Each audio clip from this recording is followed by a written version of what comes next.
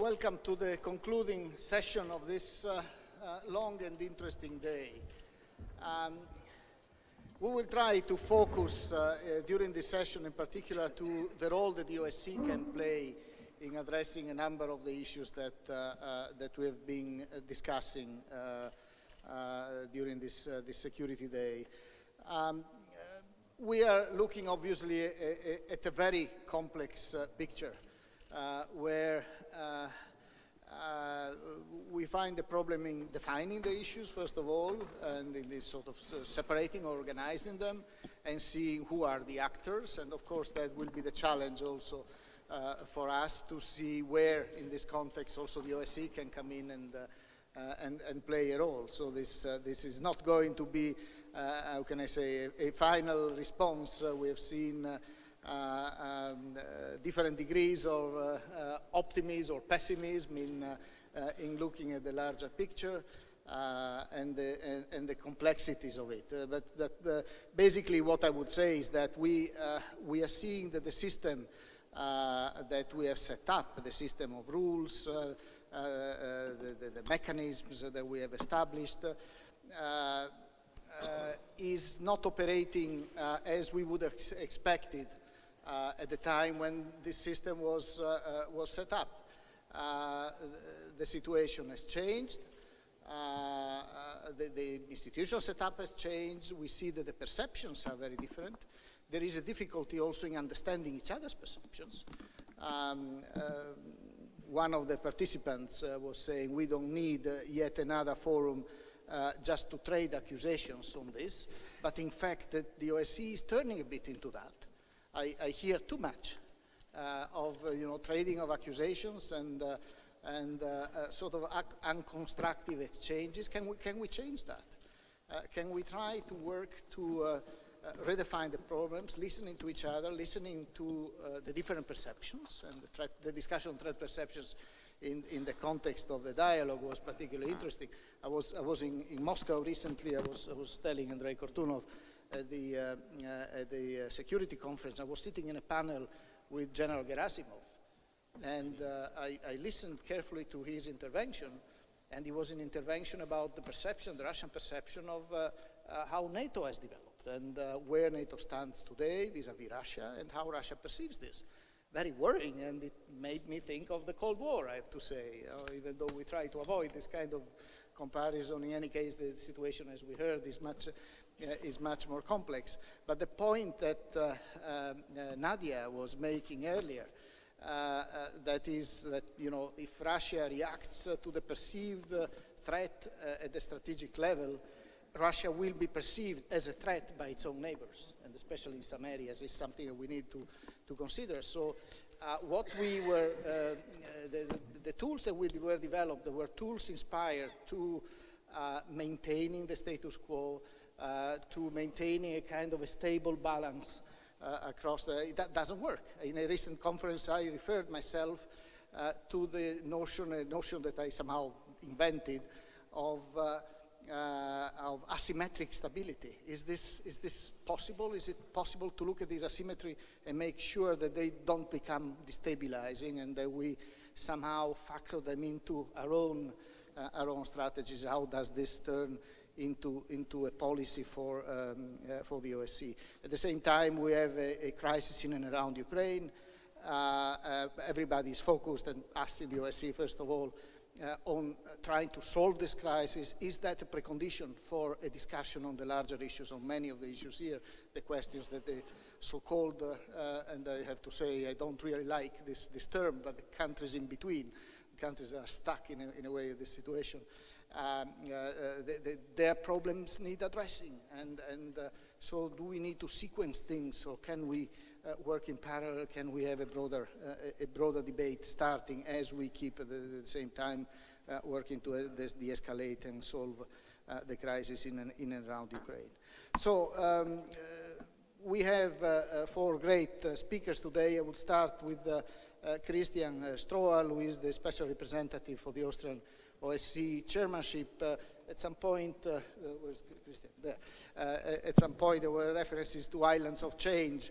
But are there islands of cooperation in this process? And how do you see the OSCE engaging to try to develop these islands of cooperation? Well, thank you, Lamberto, and thank you for this whole initiative here. I think we have had a great 2 days of great discussions, and the islands of change are maybe an expression of a certain degree of frustration that we are not where we should be, and certainly not as together as we should be. And I think if we can combine the concept of islands of change with the concept of islands of cooperation, which would be arguing that cooperation is possible even without trust. And I come back on both of these elements. I think, I mean, maybe a rare personal remark, I started in my CSE education in Madrid. The Madrid meeting was supposed to last 3 months, as it was the second follow-up meeting. It lasted nearly 3 years because things happened out in the world, like the Soviet invasion in Afghanistan, like martial law in Poland. So people, the meeting was interrupted for months, but we always came back because there was this feeling this is a young process, there are no institutions, there were not that many texts, there was the Helsinki Final Act. So that had to be nurtured. And so this nurturing took place in an environment of deep mistrust. I think we are in a much better situation today. We have been losing trust, but I would argue the trust is, it's rather the trust is unevenly distributed. I mean, some people trust each other very well. Not everybody trusts everybody. That is the problem among the 57. And so, if we are looking at how to deal with that situation, we heard things like what we have been hearing for the last 3 years. There can be no business as usual, which is obvious. But what is the consequence of that? More business, different business, no business? Then it becomes more complicated. And so if we look at what sort of business are we looking at, we are looking at how can we develop business in that environment of uneven trust or distrust, which has been around, as I said, forever, but which maybe is now in a newly sort of concentrated version. Because what we have developed since Madrid is precisely the rule books and the forum, the manifold forums of talking permanently to each other, at each other, with each other. I mean, mostly at the moment, but there is, of course, a lot of with each other also, mostly in the cafeteria. And there is also, of course, the instruments, all the instruments which we did not have in Madrid, the field missions, the institutions, the secretariat. So we are in a much better shape than we were there. So in a way, if you would have been in Madrid and then come back to the OSCE today, people would say, I mean, what the heck? Why is this not working? And so maybe one question is that what we did in Madrid was not only talk, that we were even able of agreeing on a concluding document. So there were negotiations which took place. A negotiation about a piece of paper, but with significance, because the significance essentially was to develop that young process further into a longer term exercise. And so I think what those who would come back from Madrid to the OSCE of today would see is, with all the instruments, with all the tools at our disposal, it should be exceedingly more easy to develop islands of cooperation. And if you just to answer your question, what would be such islands? I mean, the list is in a way without ending. If you look at the agenda, which nobody knows as well as the chairmanship, then I would start this list with transnational threats, violent extremism leading to terrorism, connectivity, people flows, the various modes for conflict settlement which we have, but which do maybe not interact with each other sufficiently to learn lessons from each other, arms control, CSPMs, the wider neighborhood and sort of the threats and challenges coming from that wider neighborhood. Mediterranean is obvious, but not the only one. But then leading on to let's say, more traditional issues such as gender, rule of law, democracy. I mean, the list is never ending. So maybe the challenge is not to define a list of what would be the substance of the islands of cooperation, but to sort of focus them down to manageable portions. And I think that is also a challenge which the structured dialogue is facing, which the chairman of the working group has already mentioned and others have mentioned. Eberhard, there you are. I think so. I absolutely speak under your control. And it's a young process, but I think it's a highly interesting process precisely because of that capacity of trying to focus, to narrow the focus, to start with a broad scheme which Eberhard mentioned of threat perceptions, of military doctrines and postures. This all will be done before the summer, so that we then can reflect on sort of where to take it from that broad analysis. Where could there be sort of promising islands of cooperation which can and should, maybe not only can take place in an environment of distrust, but which need to take place precisely because we are in an environment of insufficient trust. And I think the start so far has been very promising. We had great participation from capitals. We hope this continues. So the buy-in at the beginning has been good. And the sort of added value this can make finally depends on how we bring these three elements I mentioned from the Madrid experience back together, the rules, the instruments, and the concrete cooperation. It's not only about dialogue, it's dialogue with a purpose, not only with a structure, but also with a purpose.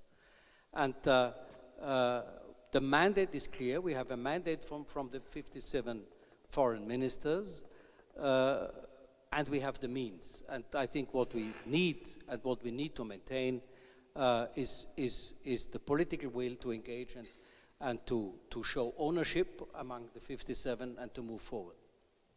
Thank you. Let me move to Ambassador Hynek Kmoníček. You've been for a few months Ambassador to the United States. Before that, you served for quite some time as the Director of the Foreign Affairs Department, the Office of the President of the Czech Republic. This morning we heard quite a few references to, how can I say, the post-Westphalian order towards which we seem to be heading. New actors. We heard a new notion of frenemies, pointing to the fact that depending on the subject, you may have different kind of coalitions that don't necessarily reflect the geopolitical splits, but may vary. In all this context, multilateralism. Is it still significant and realistic what Ambassador Strohal is telling us can be the answer and the way, or there is always a risk that we have new models of leaderships, and we may find leaders striking deals among themselves based on their interest at the moment, and somehow going around these processes where we try to, in a transparent manner, to involve the whole, the whole membership in a given geopolitical space. First of all, thank you for invitation. And to your question, I will do it Washington way. And if today's Washington teaches you something, is to keep things simple. So I will try to be rather simple, realistic, with avoiding brutalism. I think you are right that it is possible to have a Western-Eastern cooperation without the trust. Because what we are looking for at the end is not marriage. We are not looking for love. Where is my Russian colleague? We are looking each other for respect, which is not love. That's a different emotion. And very significantly, when I was preparing myself for talking here, the first thing probably what diplomacy told me was to be probably oversensitive to the words. And I said myself, security days? We are living in insecurity days. And then I looked at the topic of our panel, and the topic was how to create climate. And I said, oh, climate you cannot create. You can survive climate, you can run away from the climate, but create climate sounds like a neo-Marxism a little bit. So it made me suspicious, because that's what we finally are over in this country with. But anyway, then I got into the topic, and I asked myself exactly the questions you tried to answer in your first introduction here. How is it possible that we are in the insecurity days, in the time when we know who are the players, when we know what should be the rules, and still we don't have the name of the game? And just for the point of the discussion, I will suggest simplified version of reading of the historical development. Somewhere at the beginning of this esteemed organization and all this process is the Helsinki bargain or compromise. What was at the bottom of it? That both sides believed that they cheated the other side. That they got something what is really valuable for something what means more or less nothing. From the point of Andrey Gromyko, he promised human rights for sanctity of post-war borders. So he technically got his GDR. And he was very much praised by Comrade Brezhnev for getting just human rights for sanctity of borders. On the western part of the bargain, it was okay. We know that if they go for human rights, it's basically a nickname for the regime change. So we were right, we West, thinking that if they take that bargain, the human rights problem, the human rights agenda will slowly create a civil society. Civil society will change the regime. So it was the change the regime agenda. And once you change the regime, what we did not expect was that it changes the borders. So we got the full circle, and suddenly we lost the plot.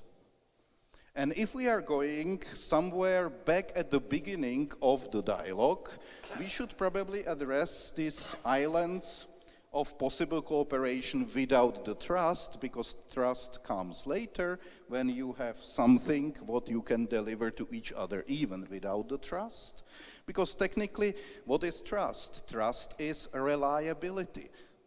And what is reliability? Reliability is measuring the results and predictability of the same measuring of the results on the psychological level. So trust will come later, I think, but we should ask ourselves, what is the new plot? And I agree with you, we have the players, we have the instruments, we have the rules of the game, but we must know what is the game about. A lot was said today about the differences between the West and East of Europe, and I will propose you one main difference, which is for the discussion. The difference is not the difference of the Cold War, and I disagree with the people who said that we more or less Cold War never ended and it just became more visible. Because for me, at least, the basis of the Cold War was the Soviet concept of the Soviet man, some completely new type of human which will replace us Westerners. There was alternative concept. It was not how to be us, it was how to replace us with something what is on a higher level of development. I seriously doubt Russian Federation has something like concept like that today.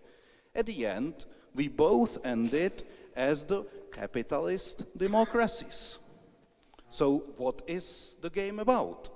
And the only possible difference between our west part of Western democracy and the Eastern democracy, I found in one thing. We in the West believe that the cornerstone is the freedom of individual. The freedom of each one of us who must be allowed to make choices, because to make you free is to give you the chance to make choices. And if you have the choice, you must count with it that most of the time people do stupid choices. The result is that they are very free, and our political system will be, by definition, relatively not too stable. Over 2, 3, 4 years, latest, you have a different government coalition, everything will start again, we cannot really predict what will be 10, 15 years ahead of us. Well, Chinese do not have that problem, let's say. They have long-time projects. Why? Because east of our Western democracy developed democracy of a little bit different type, in my opinion, where they basically limit freedom of choices, and they get as a reward a higher level of political stability. We disagree with this system. They would maybe disagree with ours or even with this definition. But if there is some bargain, it must be the bargain about something what we do not have in common. And if you think about what we do not have in common, maybe it is this focus on the freedom of individual with the price that you lose the stability, or the focus on the stability, predictability, and measuring the things, which then limits the personal freedoms of participants. If that would be the new game about, hard to say, because that's more or less topic just for the discussion.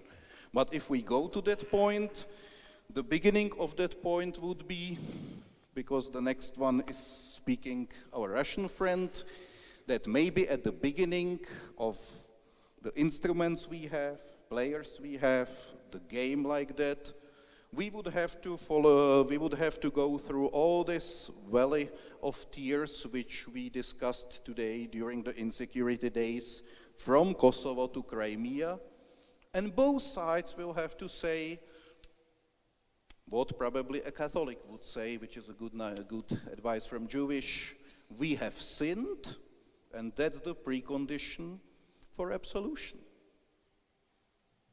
And your organization is the product of absolution.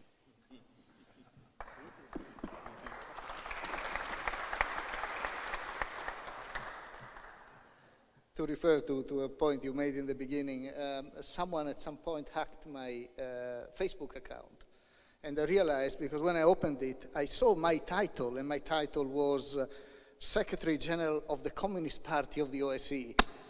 And that explains the Marxist approach to the title of your session. Lucky you, somebody created a fake account of my embassy in Washington, and I don't mind, because this faked one is better than mine. So they're good, they're good. Okay, so we move from Middle Europa here to Russia and the United States. So let's look at the perspectives on this side at the end of the long day of debate. So do we need another broad deal?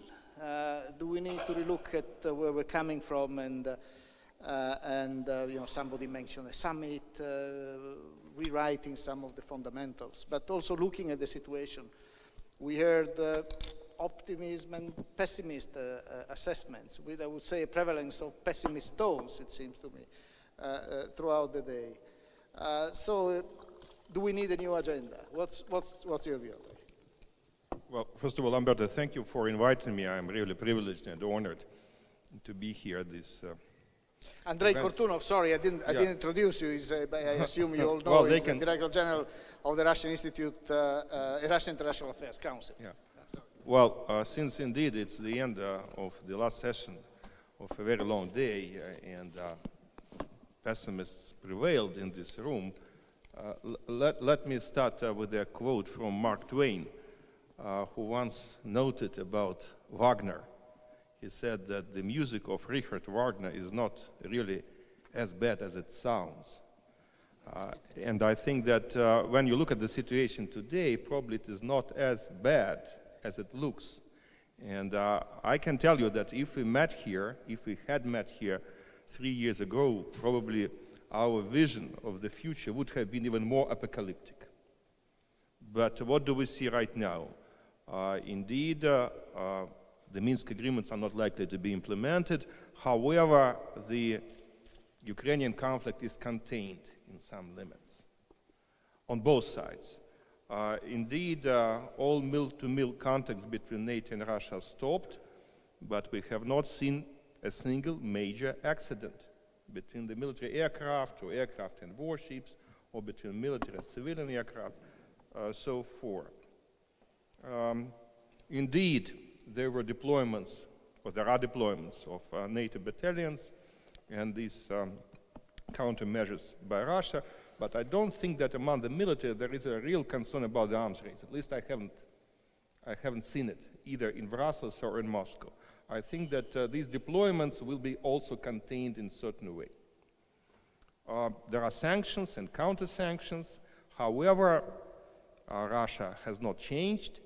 Ukraine has not changed, Ukraine has not imploded. I think that there is a lot of resilience in both Russia and Ukraine, and this situation is likely to last for some time. I think that the stability is both bad and good. It is good in the sense that we avoided escalation and we avoided the most dramatic scenarios that were floating around some time ago. The bad thing, however, is that I don't see a lot of incentives on either side to change the positions of principle. Since we are here in Prague, let me quote one of my favorite writers, Karel Čapek, who said that the cause of international peace is so important that by default it justifies all the concessions and even sacrifices on the other side. And I think that's exactly what we see right now. The costs of maintaining status quo are regarded to be lower than the costs of any initiatives that can change status quo. And this is true in Moscow, this is true in Brussels, arguably this is true in Kyiv. And here we do have a problem. Now, how can we resolve the problem? And let me now get to the future. Today, there is one very popular adjective used in many fields, adjective hybrid. They talk about hybrid war, about hybrid political regimes, about hybrid economic models, and usually the adjective hybrid has a kind of derogatory, condescending connotation. Hybrid is not good. But there are some good things which also include adjective hybrid. For example, take hybrid car. Hybrid car is a great invention. You can have two engines, each of them has its own mode of operation. two different approaches to energy, but you can use them within one vehicle, which gives you additional flexibility. So I would venture to say, if I were to speculate about the future security system in Europe, I would compare it to a hybrid car. What do I mean? We have two clearly different sets of challenges in Europe. We have the old agenda, which we inherited from the 21st century, which we preferred for some time not to notice because we thought that somehow, time will take care of it. And we can sweep all the rubbish under the carpet because, someone else will handle it for us. And most of the conflicts that we see in Europe, be it the Balkans, be it unrecognized states on the territory of the former Soviet Union, be it territorial disputes that we still have there, be it the arms race, I think that these are basically legacies of the past, the legacies that we failed to handle in time, and now the ghosts are back from their graves. I'm afraid that here we will have to use traditional engine. The engine of the Cold War. I don't think that we will have a common security system. I think that we should get back to the manuals of the Cold War. We should brush the dust off these books and maps and see how we can stabilize the situation. We can talk about de-escalation. We can talk about confidence-building measures. We can talk about even sub-regional arrangements, like the one which is now being discussed in the Baltic region. So it's not perfect. It's clearly not indivisible security, but it's better than nothing. So this is the first engine which will be with us till we are able to handle the old agenda. And I think that it will be with us for a long period of time. I don't know how many, but I think it's not about 1 year or even 5 years. I think it is arguably going to be much longer. But having said that, I beg us not to forget about the new set of issues. And this set of security challenges belongs not to the legacy of the past, but to the calls of the future. When we talk about migrations in Europe, when we talk about terrorism threat, when we talk about cyber, when we talk about climate change, I think we should apply different rules of engagement to handle these issues. And here I do believe that the security is indivisible in this particular sense of the word. You cannot handle terrorists in Russia without dealing with terrorists in other regions of the world. You cannot handle cyber on a limited basis because it's global. You can have hackers all over the place, and geography really doesn't matter for them. So I think that on this issue, we should try to build a kind of common security space to the extent possible. I understand, you can say it is very difficult to combine the two approaches, because if we do not manage the old agenda, how can we handle the new one? The point is that the new agenda is not likely to wait. If we don't do it, I'm afraid that we will be forced to handle it in any case. Now, the role of OSCE in this. If you compare it, the new security system to a hybrid car, what kind of place OSCE might have in this car? Of course, I would be tempted to say that the place of OSCE is at the driver's seat. But I think that that would be too much to imagine, too good to be true. Because the driver's seat will see institutions, organizations which are more powerful in terms of resources, in terms of their capacity. We can talk about NATO, about the European Union, about individual countries. However, I think that the role of OSCE will still and can still be very important. I would compare OSCE in this analogy with the GPS navigator in the system. Navigator will not define the direction. It's a matter of the driver. The driver should set the goal. But navigator can bring you to the destination easier, faster, with less traffic jams, and it is important to increase the efficiency of your vehicle. And I think this is exactly what OSCE can and should do. It cannot replace other institutions, it cannot replace NATO, it cannot replace the Council of Europe, it cannot replace the United Nations, it doesn't have the budget, the capacity, the stature, but it has clearly a number of important comparative advantage. Here they spoke about the representation, that OSCE is really the only one pan-European security institution with a pan-European legitimacy. And this is absolutely right. But I would also add that OSCE is an institution which combines the security agenda and the development agenda. And that becomes very important in the framework of today. It will become more important tomorrow. OSCE has a degree of flexibility which many other institutions simply do not have. I can tell you, when I go to the Gulf and we discuss the future of the security arrangement in the Middle East, my counterparts often tell me, you're lucky, you have OSCE. We don't have anything like that. So we should not be modest in our assessment of OSCE and its potential. Who's telling you? Who is telling you that?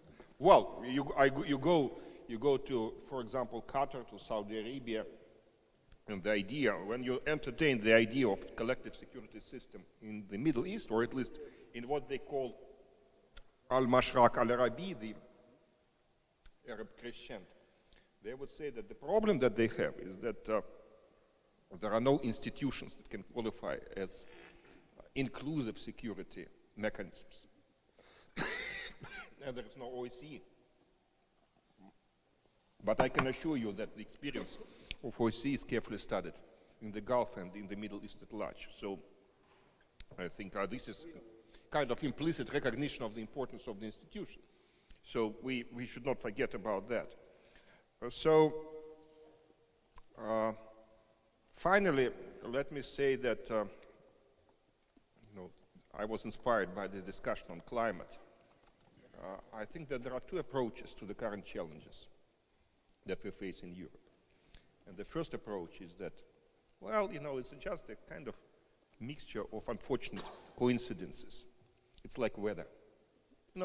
We got bad weather. We got rain or snow or wind.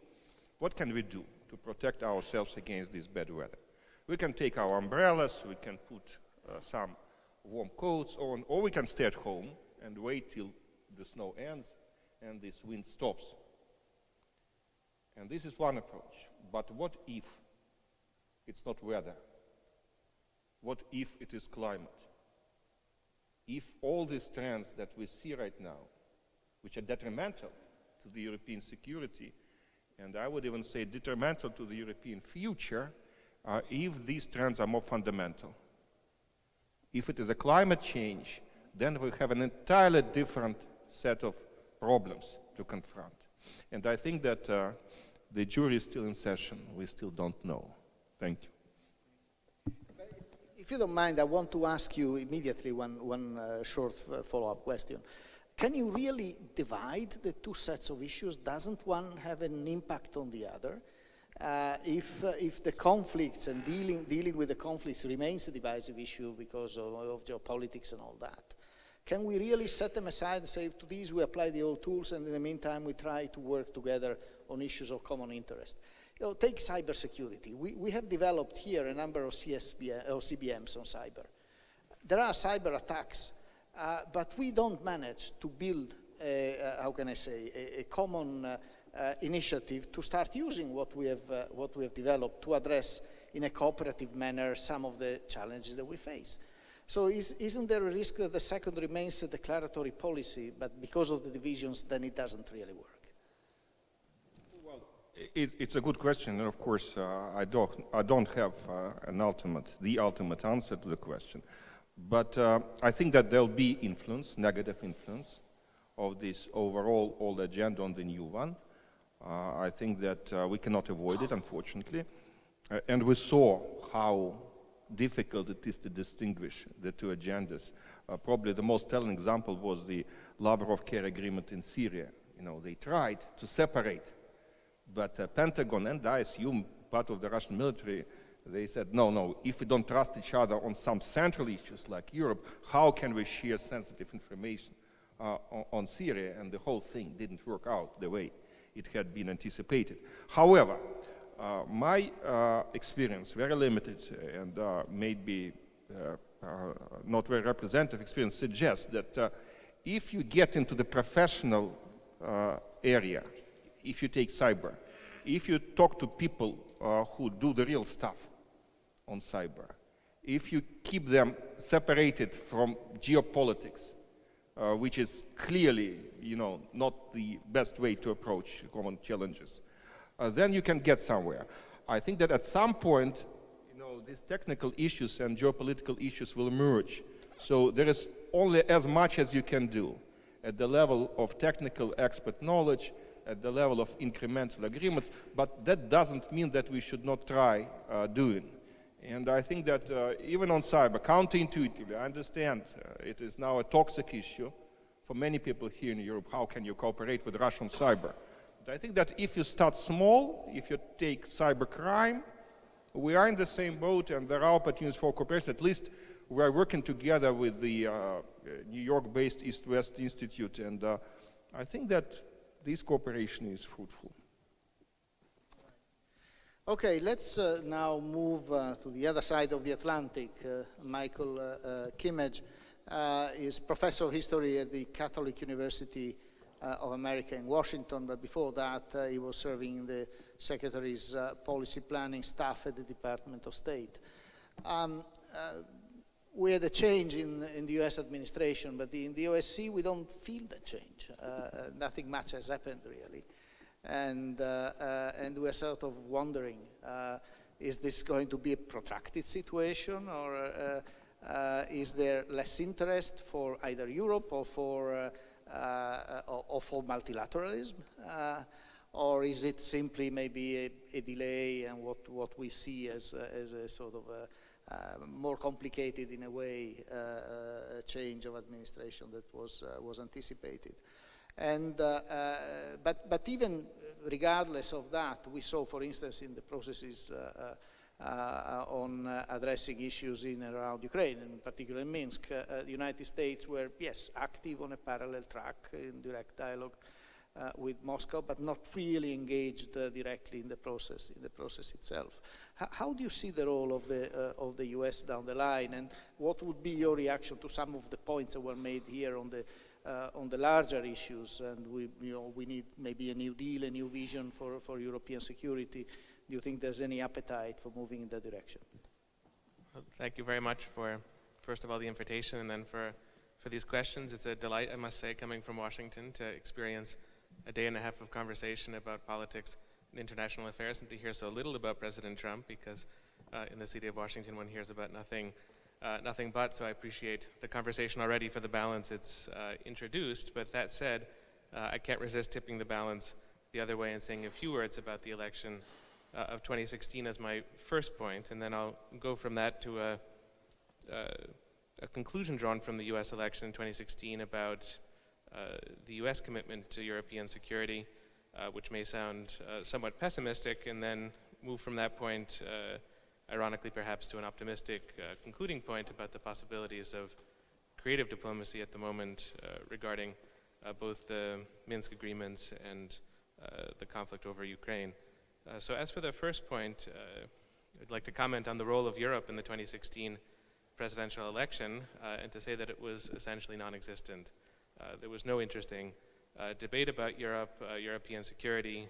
It didn't figure in a serious or significant way, and one of the details behind this is that 63 million Americans voted for candidate Trump, and there's a difference between candidate Trump and President Trump. President Trump is considerably more mysterious, but candidate Trump was, it's possible to describe as almost anti-European. He described NATO as obsolete, seemed to see Germany as a problem rather than a long-established ally and took positions that are deeply at odds with the American foreign policy elite, which is almost to a man and a woman pro-European and certainly pro-German, pro-NATO, etc. And I think what this speaks to is a shift in the American population, the fact that Trump, first of all, received the nomination for the Republicans and then won the election, a shift in the American population, not all of the population, but considerable portions of it, which feels no emotional connection or little emotional connection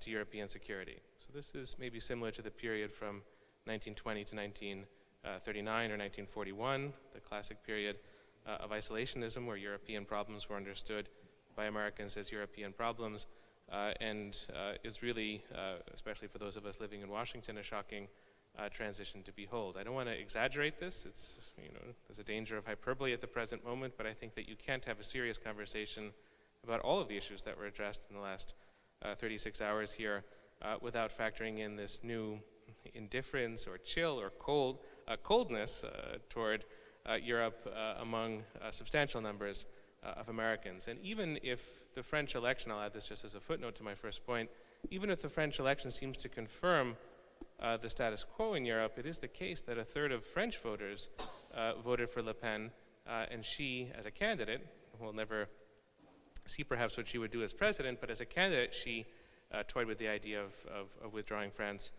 from NATO. So these are not trends that are unique to the United States. These are trends that are visible in Europe as well. So the second point that I'll make is just an extrapolation from the first one, that this is a period, starting perhaps with the financial crisis of 2008, but then with other crises that have followed upon that, this is a period of Western limitations. And some of these are just being imposed by voters. We can call it populism, we can call it by other names, but there is a desire on the part of significant populations in the West to curb Western ambition and to limit it and to see and sense limitations in the financial and security commitments that come with ambitious foreign policy projects like, for example, the Eastern Partnership. I think that there's a little appetite among these populations who may grow or get smaller in the future, but they're powerful enough already. There's no appetite among these populations to see the Western institutions, the sort of recipe of extending Western institutions eastward. There's little appetite for this strategy or for this recipe. So to the issue of NATO expansion, you can have all kinds of strategic conversations about whether this is desirable or not. I would argue from the vantage point of American domestic politics that it's just impossible. I mean, not Montenegro, but NATO expansion in sort of larger, more strategically significant countries. I don't think that the American population, certainly those who voted for Trump, are interested in taking on more responsibility. The direction is almost exactly opposite. It's to how to balance or to limit certain American commitments. I think for the countries of the Eastern Partnership, this is certainly a sobering thought. For me as well, it's a sobering thought. I'm not speaking in a normative sense. I'm speaking in terms of what I see and trying to describe it.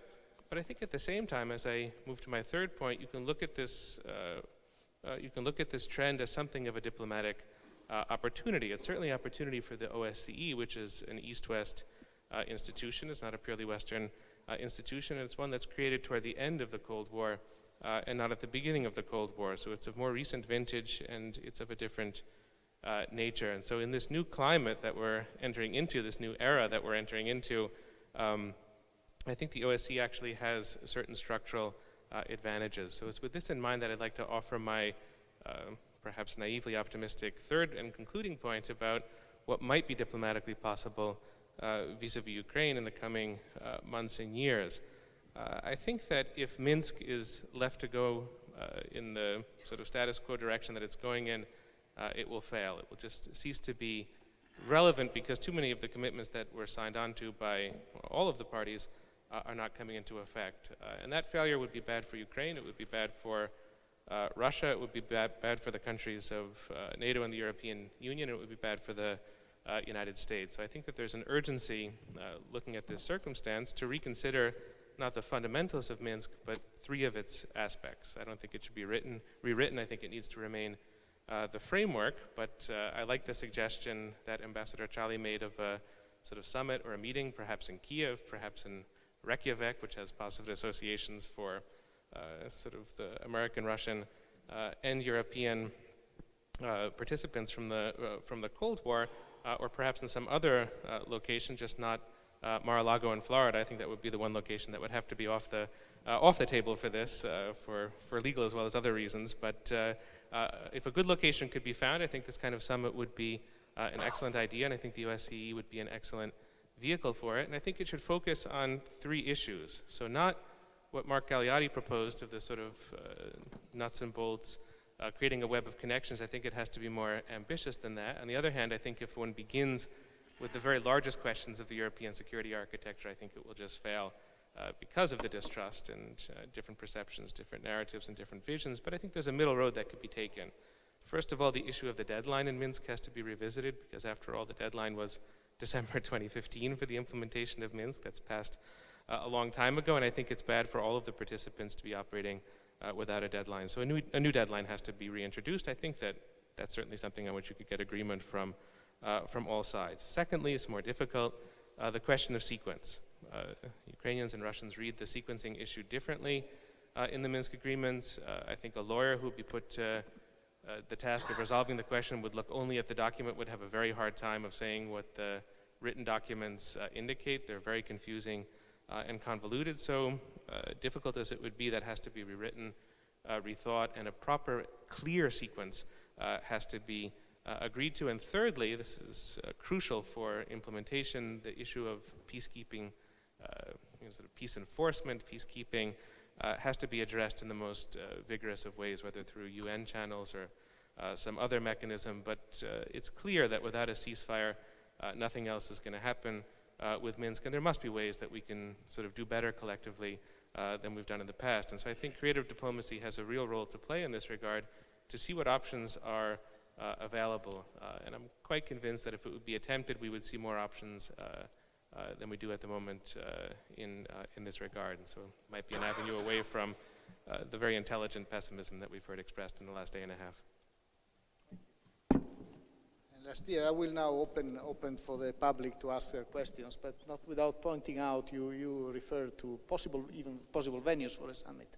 And last year, in fact, I was invited to give a keynote presentation in Reykjavik in the occasion of a celebration of the summit. And present there were a number of Americans and Russians that had been present at the original summit. So perhaps we should make up with Iceland for having forgotten to show Iceland on our map here, with seriously thinking about Reykjavik as a possible venue of an event that could remind us of the need to show leadership, to address the difficult issues, or particular difficult issues at times when that leadership is so badly needed. So, who wants to interact? Please, a colleague from Armenia.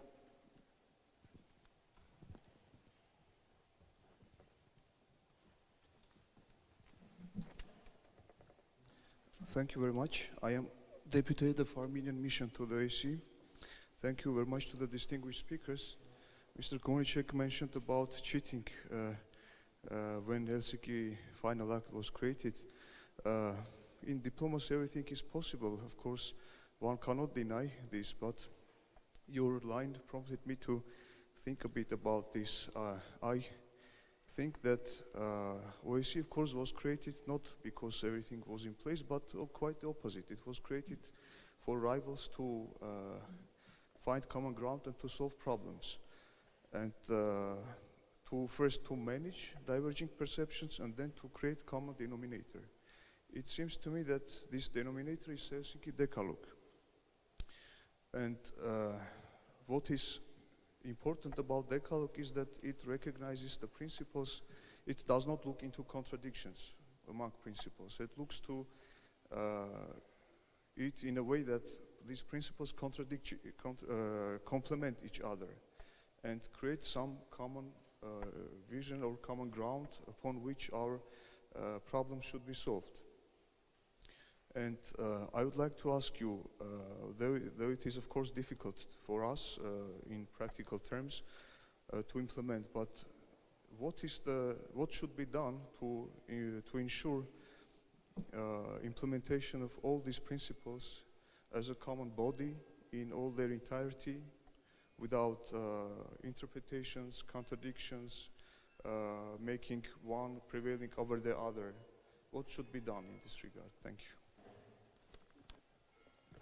Well, that's a very difficult question to answer. But I think you made at the outset a very sound point, which is that sometimes we hear the OSCE being blamed for not being able to perform better in this difficult environment, and so people come to the conclusion you're not effective enough, whereas it should be the other way around. The OSCE has been established at a time when relations were difficult and we had a number of problems on the ground, and in fact we should invest more in the OSCE now because we are going towards a situation of the same nature. The issue is and in fact, I think the debate we're having is around the equal conditions of applicability of some of the principles and the rules that were developed at that time. And I think this is, does anybody in the panel want to take up this issue? Just to react, because it went as a question to me. Well, it's exactly what I was pointing about. We have all the players, we have all the rules, we can discuss endlessly if the players can use these rules, but what is missing is the basic plot. The plot, scenario, script. What is it that really both sides want and are different in? And my only conclusion up to now was that we do not have a Cold War because we do not have two systems trying to replace each other. We do have two rather different types of democracy, which at the bottom must recognize each other as both democratic, each different, making a different basic democratic bargain, and then maybe out of the blue, the basic of understanding can be exactly as it was before. And it was, I will not export me to you, and you will not export you to me. And based on that, we don't touch borders.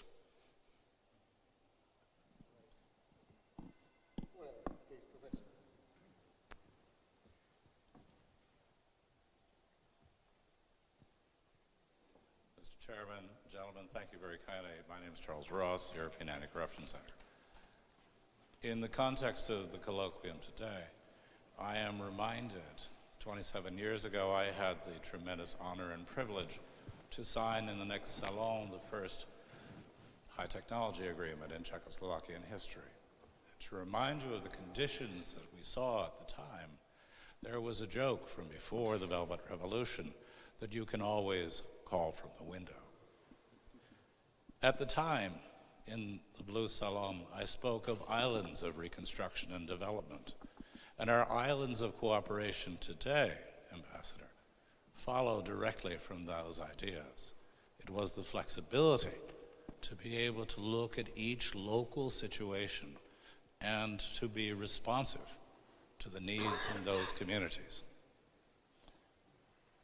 While we talk about a single-speed Europe or a multi-speed Europe, I contend that we need to speak of a responsive Europe, a responsive America, and responsive government and international organizations everywhere, because indeed we now have the technology in our pockets to measure for the first time local needs and local responsibilities. And we can, within the frameworks of the grand ideas, our goals, objectives, and fundamental truths and beliefs, apply locally specific, supportive answers. Now, while the OSCE has a tremendous range of problems to address and help ensure, from the Balkans to the Ukraine and others, and Belarus and places like that, I see, for example, and would like to propose that in Ukraine, I think perhaps, to pick up your idea, Ambassador, there is one thing we can agree, that the structures of the oligarchical systems, the use and abuse of organized crime organizations to support those abuses of authority, that overreach, that criminal behavior, can actually be implemented in Ukraine by creating an international program, ideally, in my opinion, under the auspices of the OSCE and perhaps with UNDP. And that is to support many businesses in Ukraine, businesses of 5 owners or less. And the reason is, in some regions, almost 40% of all the working adults have worked in the great factories, the mines, and they have absolutely no experience in running small businesses. Now, it sounds amazing to us from the West, but we know people behind the contact line in places like Donetsk and Luhansk, and they have cows. Now, it sounds funny, but they have a lot of milk, and they know how to make cheese, but they don't know how to run a small business to sell cheese in the markets in Donetsk and Luhansk. There is a problem. There's a resource, but they don't know how to even run the small business software. So what I am proposing is an international program with financial support to help the creation of many businesses in Ukraine with appropriate below-market finance and regular visiting from experienced adults, men and women who understand small business. Each of our countries in this room have agencies that have, for decades, supported the creation of small business. The knowledge base is there. There are people available who would love to help make this happen. If we create in islands of reconstruction and development with a responsive support to many businesses, we will see an amazing flexibility across Ukraine. And this will help break the back of the abuse of the oligarchical system and the criminality that comes with it. I encourage and invite, and I'm looking forward to your thoughts, gentlemen. Thank you. Well, certainly in the OSCE, we do recognize the importance of what we call the economic dimension for the purpose of facilitating resolution of conflicts. So certainly, and it's interesting, you made the statement in the room where we every year have the economic forum of the OSCE, which meets here in Prague, in this very room. And I personally find it very pertinent. Whether the OSCE can do it, it's another matter, but certainly trying to have investments of the international community to stimulate that development, I find it a very interesting idea. With UNDP, Ukraine, it's OSCE. a huge country, of course, and that the amount of effort that would be required would be not certainly marginal, but moving in that direction, I think, would be in the interest of Ukraine itself. There is no Ukrainian on this panel, but I think that in this particular respect, we in Russia experience many similar problems. Because indeed, if you look most of the post-Soviet countries, it's not just about support from the outside. It's not about additional money. It's about enhancing the efficiency of state management. You cannot have independent small business if you don't have independent judiciary. If you are not protected from racket, from corruption, from the abuse of power. So basically in all of our countries, and I think that this is really something that cuts across borders, we need not just additional incentives in terms of additional cheap capital available, but also very serious changes in the way how the countries are run. And unless we do that, I'm afraid that the structures will remain oligarchic. And I can only hope that Ukraine will show us an example how to manage it, but I think it's a very, very long road. And of course, the resistance of those who now control resources is likely to be fierce. That's why economic reforms in Ukraine are so slow and so contradictory. I think we should not underestimate the power of those who unfortunately do not consider themselves to be stakeholders in this process. 5 owners or less. Small, creates thousands of independent businesses. But then very difficult for organized crime and but also enforcement.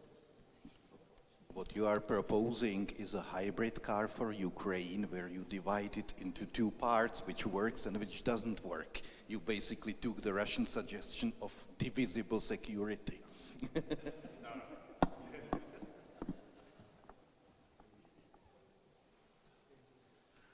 Anybody else? Yes. Yeah, thank you, Mr. Secretary General. Azar Musayev from the Permanent Mission of Azerbaijan to Vienna. And thanks all for interesting discussions. I am personally and at the delegation level very pleased that the conclusion of today is that we don't need new recipe. Recipe is the Helsinki Final Act, Helsinki Decalogue. And I have to confess that my distinguished colleague from Armenian delegation positively surprised me in saying that there is no contradiction between the Helsinki principles, and if we understand and apply the Helsinki principles as they are written in the Helsinki Decalogue, all the problems will be solved. And the most important one is, of course, the equal rights and self-determination of peoples. And if we understand and again apply the self-determination as it is written in the Helsinki Decalogue, I think we can find many problems, including conflicts, solved. Now, the issue, the problem, the fundamental question is how to apply these fundamental principles and what the OSCE, the international community, can do to better enforce these principles and to maybe to increase the cost of their violations. What are the sanction mechanisms to be applied when these principles are violated? We all agree that these principles are the basic, but what can we do if they are not applied vis-à-vis each other, vis-à-vis in interstate relations? I would appreciate if one of the panelists, all of them, could elaborate on this issue. Thank you. If I might just say a couple of words on that. I think that it is very important to be specific on conditionality, on incentives and disincentives. Take, for example, sanctions. I followed the negotiations on the Iranian nuclear portfolio. I think one of the reasons why it ultimately worked out, and I hope that that will not be questioned by the new American administration, but one of the reasons why the 5+1, or as they say in Europe, 3 EU plus 3 agreement worked, because the conditionality was very precise. You do this, you'll get this. It's almost like contractual relationship. In a negative sense, of course, because there is nothing good about sanctions in general, but both sides know. Both sides know what they can expect and under what conditions there might be changes. And when you take most of the sanctions, including sanctions imposed on Russia, since the Ukrainian crisis, I think the problem with the sanctions is that they lack flexibility and conditionality. They are holistic. We say that these sanctions, or you say these sanctions are going to last till the Minsk agreements are implemented in full. And then privately you whisper, by the way, we don't think that these Minsk agreements can be implemented anytime soon. So for Putin, if you put yourself into the shoes of Putin, definitely it is very difficult to take this position seriously. Likewise, if you take territorial disputes, again, take Armenia, for example, in my opinion, there should be some staged and conditional approach. You cannot say it's all or nothing. As you know, there are 7, I think, regions around Nagorno-Karabakh which are now occupied by Armenia. It is not Karabakh proper, but still this is a territory that can be discussed. So in my opinion, to the extent possible, I understand it's difficult, especially if you're talking about sanctions at the multilateral level, but we have to be precise And the objects of sanctions should know what they gain and what they lose, because otherwise it will not work. Thank you. Yes, please.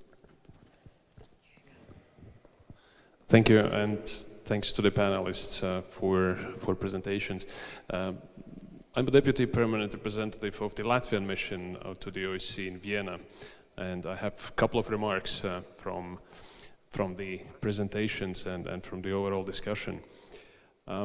First, there had been a lot of discussion on cooperative approach, cooperation, cooperative security. I think one very important element when we talk about cooperation is trust. And if we talk about trust and trustful partner, then we obviously think about at least few elements. What is meant by that? First and foremost, a partner should obey international law. Then the partner should fulfill the commitments. Basically, in other words, it has to do with what's been promised, what's been committed. And the third important element is not to interfere into internal matters of the other state. So this is just to illustrate that taking into account the Russia's behavior in this case, it is hardly seen that there are preconditions to have trust. And it is very important to recognize that. Second, what to do in order to return to the path of dialogue. The title of this session is how to create climate for stability. In order to create such a climate of stability, we need obviously to understand each other's intentions. And that means that we should be honest and talk about the root causes of the current security challenges. We have to discuss more about these different threat perceptions. And we have to recognize that it will take time. It has to be done from different perspectives, different angles. And we have to be frank and open and constructive in these discussions. So there is no rush into that. Which actually leads to a conclusion. If I have to choose between, I think, this morning it was said, either we have a big peace conference or big agreements or status quo. I think truth is somewhere in the middle. I don't think there will be a big peace conference which will solve the problem. There are rather small steps we have to go. We have to be honest each other, and in such a way we can move somewhere. There is no way for big achievements at this moment. Let's go for small steps. Thank you. Thank you. This point came up also in an earlier panel. Anybody care to comment? Anybody else? Yeah. Oh, sorry.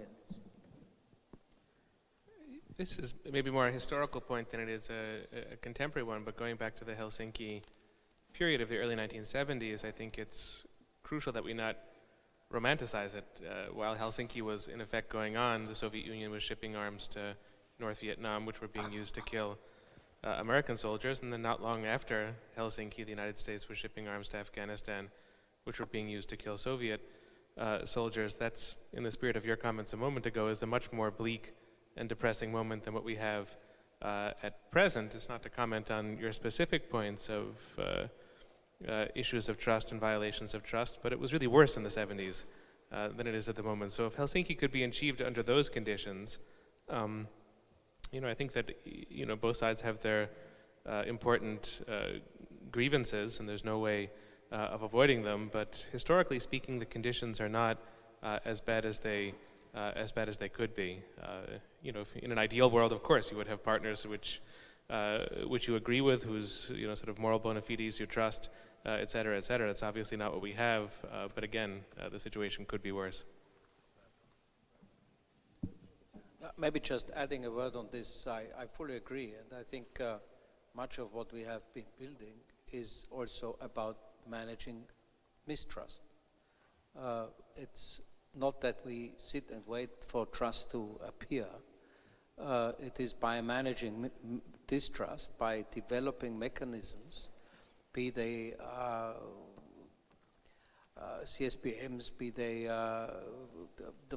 the military field of inspections, be they incident prevention and response mechanisms. There's quite a broad range of things we are doing.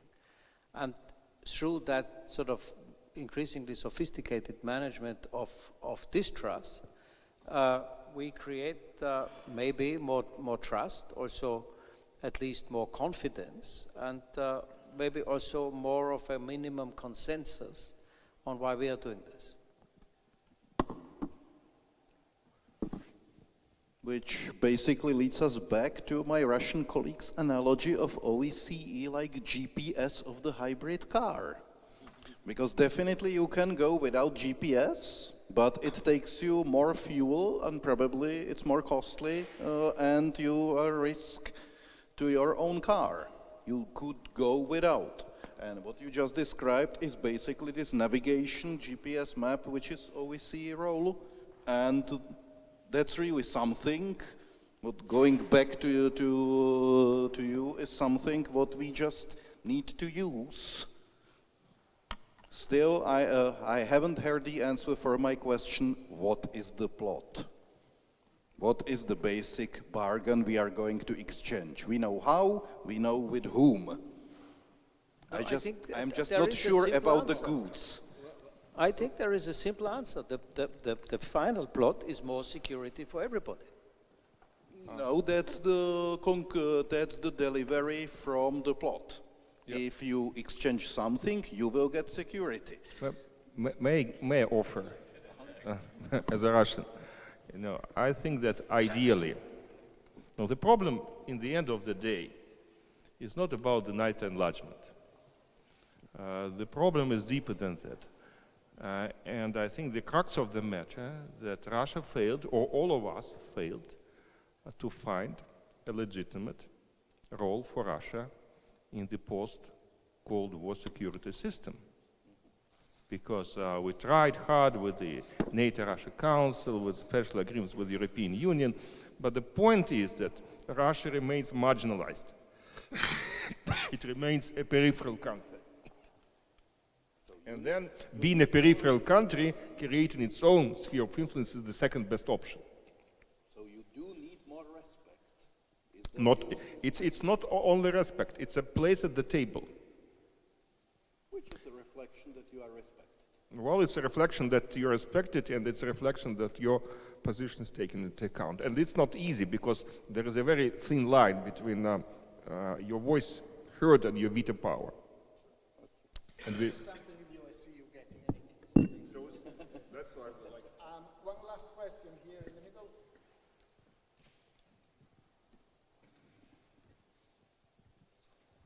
Thank you. I'm coming from the capital. I'm the Director for Multilateral Affairs. My name is Igor Djundev. And I think we have, through all the day, very interesting conversations. And of course, I would let to the Secretary General to summarize the debates. But I think there is a positive note at the end of the day that we still believe in the OSCE. Although many issues here has been raised, and if we can see what OSCE has done in the last few years, how and what or how many decisions we have adopted, one can put a question whether the OSCE is losing the relevance of its existence. We have agreed on many commitments. Hynek already, specified. I don't want to enter into, the discussion what is the trust, but I think we do realize that there are different interests, different perceptions. And maybe the main question of all the discussions is really the OSCE the place to resolve certain issues? And I think we should not forget about that, because he said, what is the bargaining, let's say, chip, but I think that the chip probably is somewhere else. But OSCE really has a place, you know, to, as a cooperative platform for security, it really can do a lot.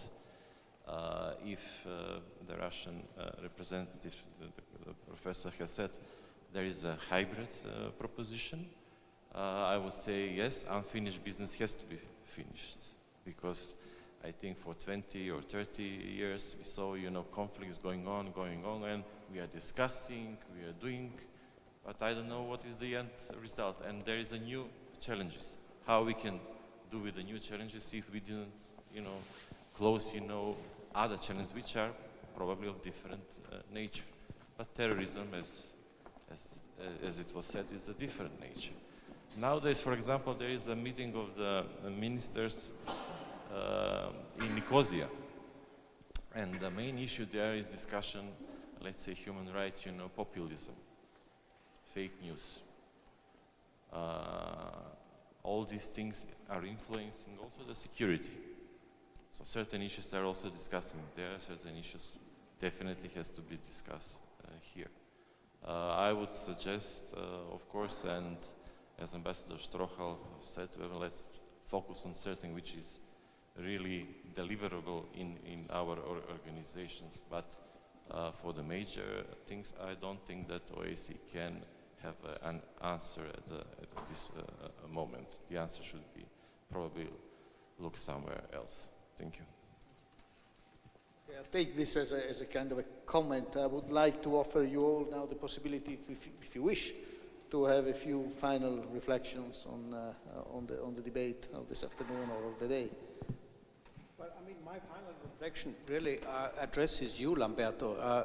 I think you have invented the security days, and the discussions we had today and yesterday is just another example, not only how right you were, but also a great thank you to you and your team. There is a lot of work going in these security days, and I think they have a record of having an impact in showing a way forward. And I think what this specific Security Day may have shown, that perceptions are important, but there are also threats. And that, in my opinion, with the minimum consensus I just mentioned and the ownership, the organization has all it needs and all we need to address them effectively.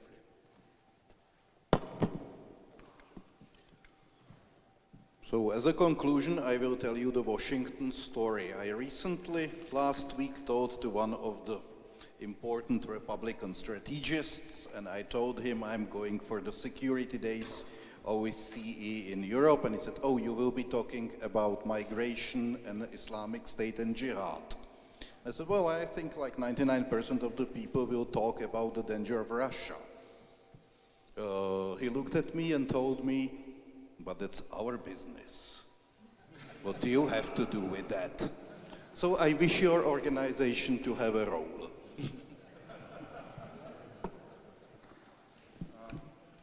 Let me say that, in my opinion, we're approaching a point in the European history when the value of ideas and out-of-the-box thinking will increase dramatically.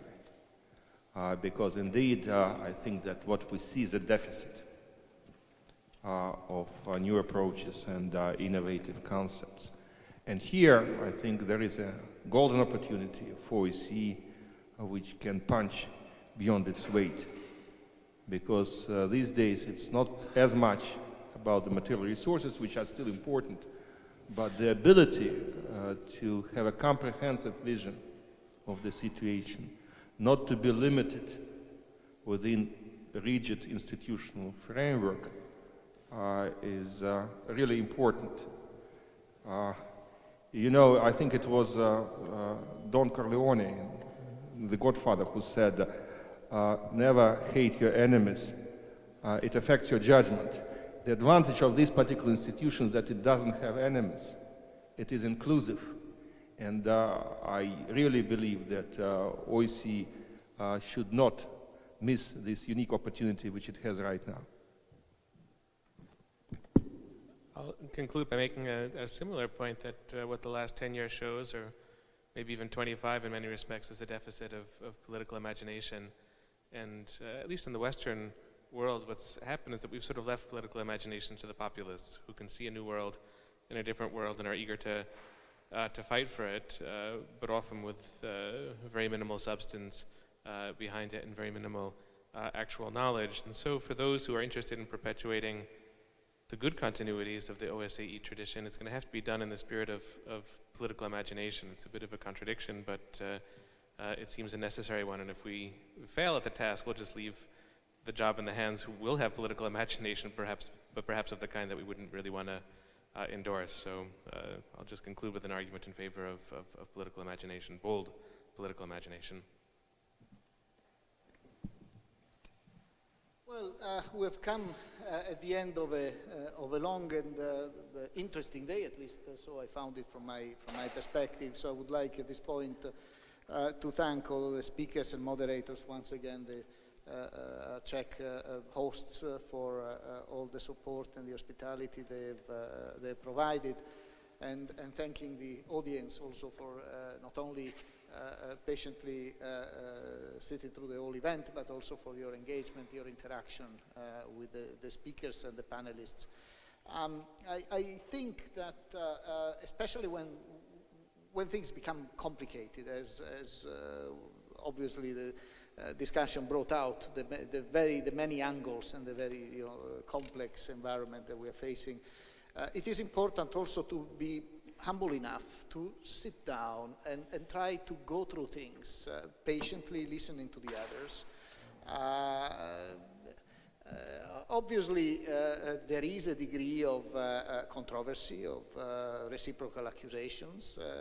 That's normal, but we shouldn't limit ourselves to that, as I pointed out earlier myself, and some also underlined. There are frustrations, there are difficulties, but that's exactly why we need to do this, to sit down, try to listen, and also try together to look for a way forward. It is also obvious that there is no miracle solution to the many problems that we have, so we will certainly have, we will need to continue engaging with the patients and on a step-by-step process, but we need also to have a path and to have a plan of some kind. So this, and I consider also in this the usefulness of this format, which is, I would call it track 1.5. We mix very authoritative representatives from academic community or from constituencies that are somewhat outside the OSCE with representatives of government sitting in the OSCE, and I think this combination produces rich debates and exchanges that can help us also find the way forward. As usual, we will prepare a short report summarizing the key points, but I would like to highlight some of them myself as a kind of a concluding set of concluding considerations. We all can agree that we are facing growing fragmentation and polarization of European security, and this situation obviously implies a number of dangers. We, I can say, disagree on how we got to this point, and we disagree on what we should do about it. And I think it's important we also are humble enough to accept that. But then having said that, we need to look at the steps that we need to take to try to move forward from where we are. So the assessment of the current situation, the prospects for potential solution varied. The pessimistic views seem to be stronger, even though we heard some more optimistic notes every now and then. The return of geopolitics, divergent threat assessments, lack of trust, I think were some of the key elements that appeared from the discussion. But it seems to me also there was a clear understanding that if we don't manage to address this, we are going to face a more unstable and even less manageable and more dangerous world that will also be more expensive for us to deal with. And this realization, the first important step towards finding potential solution. There was skepticism, I would say, on the possibility for a grand design approach. Many argued for a policy of small steps of engagement, which seems to be what we are doing now, actually, through the structured dialogue, for example, and then the references to that. This approach can help build trust and prepare the way for maybe a more comprehensive approach once the time is ripe. One of the things that was highlighted by some is that we are not looking at a new Yalta, but we really would like to see steps towards some kind of a, how can I say, design that reflects the different perceptions and the different requirements of the various sides. The notion of indivisible security and its interpretation attracted a lot of attention, and there was also an interesting debate about the divisible security, and that's something we will need to continue discussing to understand whether there are angles that justify that different implementation and whether that creates dangers for this concept of indivisibility of security. There were calls for ensuring better implementation of existing agreements, renew efforts to modernize conventional arms control and CBMs, and there are a number of processes already underway to do that. The discussions also showed that we need to adapt our existing security architecture to the evolving situation. In particular, the rapid technological, economic, societal transformation bring with them unforeseen implications for the future. Responding to these challenges also offer new avenues for searching for common ground, reviving international cooperation, rebuilding trust. The question was raised whether dialogue using the existing European security institutions would be sufficient, even if all channels were put to better use, from the NRC, EU-Russian Federation, US-Russia dialogue, using the OSCE space, etc. Is there a need to move beyond this existing institutional framework and create a larger dialogue process? We had a fascinating discussion on the countries in between. I already told you I don't really like this term, but looking at perception, but focusing mainly on ways to overcome the current situation in which everybody feels uncomfortable. The concept of neutrality was brought up, but this is obviously inextricably linked to issues such as security guarantees, the right to choose one's alliances, and there was also agreement that decision on status can only be done with the consent of the countries concerned and should not be imposed. Solving conflict situations in Europe was seen by some as a precondition for moving forward on European security more globally, perhaps through a pan-European conference, even though I have to say Dr. Kortunov's point at the end that perhaps we should let things find their own more natural course, may be inevitable in the long term. However, I would also argue that the issue of solving the crisis in and around Ukraine still remains an important element allowing to proceed on other issues. So we need at least to start making progress on that. In the absence of this progress, many were skeptical as to the possibility of advancing in other areas. The discussion also showed the need to urgently address the growing polarization within and between our societies. It was underlined that diplomacy of the 21st century cannot rely only on intergovernmental processes, but we need a multi-dimensional approach and more multi-stakeholders initiatives that will involve business community and civil society actors. We also need better strategic communication when it comes to countering narratives that divide and polarize our society. And I think last night discussion was fascinating in many ways, but also not a very easy one. So that's an area where we will have to continue our debates. There were calls for more investment into soft security areas. I think this is one area where the OSCE has quite a strong tradition, and certainly continuing this kind of investment and making sure that we can modernize the tools that we have to keep them relevant will continue to be an important task for all of us. So while, and this is my conclusion, while addressing the current challenges to European security seems to be extremely difficult, there is no alternative but to re-engage in a constructive dialogue and a pragmatic cooperation in order to preserve and safeguard the fundamental pillars of a stable and peaceful security environment in Europe. The OSCE, as the world's largest regional security organization, is certainly here, live and kicking, ready to play its role also in future. Thank you very much for joining us. I wish all of you a good either stay in Prague or a good return back to your capitals. Thank you very much.